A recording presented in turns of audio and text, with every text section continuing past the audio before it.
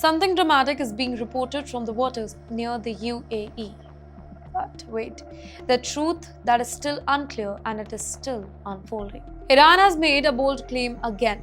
It says one of its most powerful cruise missiles, the Qadir, it has struck a vessel linked to Israel, not in open waters but right near Jabal Ali port. That's one of the busiest ports in the world, by the way, a hub of global trade where ships from across the planet arrive every single day.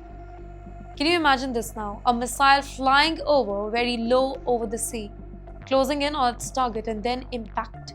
Iran says that the strike caused a fire at the sea, a direct hit, a clear message. And this was not being described as a one-off attack.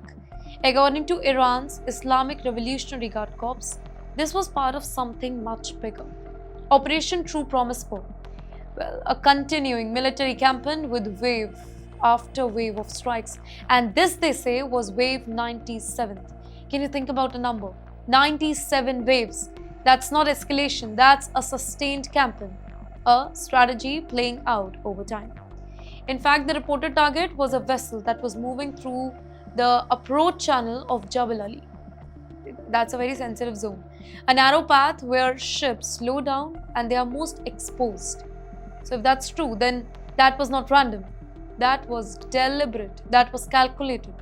But let's pause here because this is where this whole story, this whole arena, it's all changes. There is no independent confirmation. No official statement from the UAE authorities, no alert from the global shipping agencies, no visual, no verified footage, no distress signal picked up. And perhaps most importantly, no disruption at the port at all. So is it a lie? Jabal Ali is still operating, ships are still moving, trade has not stopped. So what does that mean? Did the strike really happen? Was it intercepted, or is this part of a larger information battle? Because in modern warfare, not every weapon that explodes, well, some can be designed to influence, to signal, to create fear. At the very same time, by the way, tensions in that region, they are growing fast. Missiles, drones, they all target that is expanding from land to sea to critical trade routes here.